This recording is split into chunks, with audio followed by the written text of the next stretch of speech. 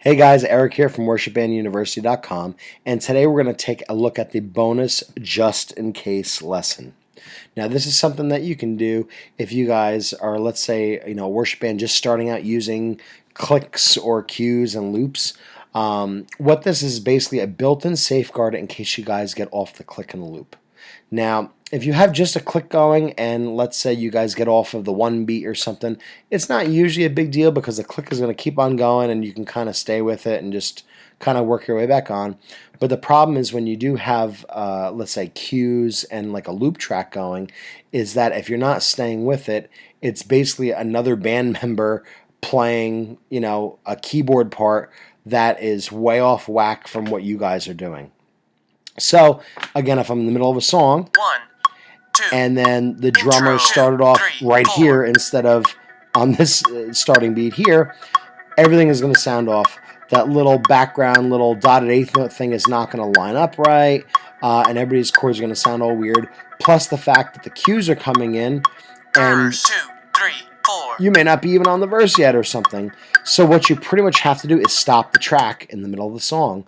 But once that happens, everybody's ears perk up in the band, and you can easily get distracted or get even worse because everything is shutting off, especially guys that are used to hearing the click. So here's one thing that you can do. Again, right after your closer song, what I can do is I'm going to rename number 2 into closer, number 2 or tester, whatever you want to call it. I'm going to put 120 beats per minute. And I'm going to put 4/4. And what I'm basically going to do is create a click-only track by, again, double-clicking on that MIDI track and inserting a blank MIDI track. Now, what that's going to do, I'm going to make that orange so we can see it a little bit easier, is it's going to kind of give me a safeguard in case we get off of this song.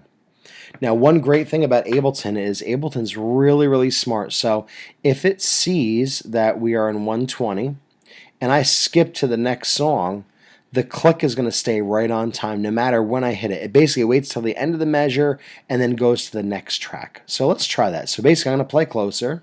1, 2, intro, 2, 3, 4. And again, right over here the band gets all crazy and we are not on the click at all.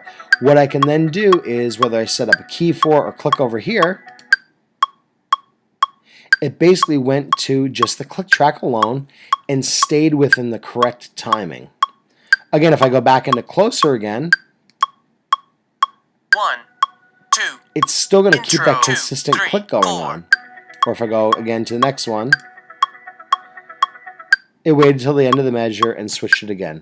Now again, yes, the loop track is going to be stopping and we're going to be missing some of that, but it's better to have the loop track cut out than it is to have the loop track playing something totally crazy while your band is playing something else.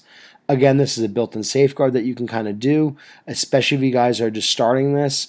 Hopefully down the line you won't need to do that and you can kind of trust everybody to stay on the click, but this is a really great way that you can kind of safeguard what's going on.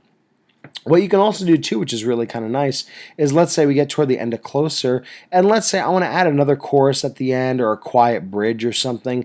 Instead of trying to change the whole track and everything else, I can again just put this little closer riff next to it, or this closer click, and toward the end of the song, I can just click into here. It'll basically keep the click going without my cues and without the loop going. So if I want to chop it off at a certain point, I can do almost anything I want because my click is going to keep going and it's going to get rid of this click over here. So again, try it out. It's a really great thing that you can do as a just in case.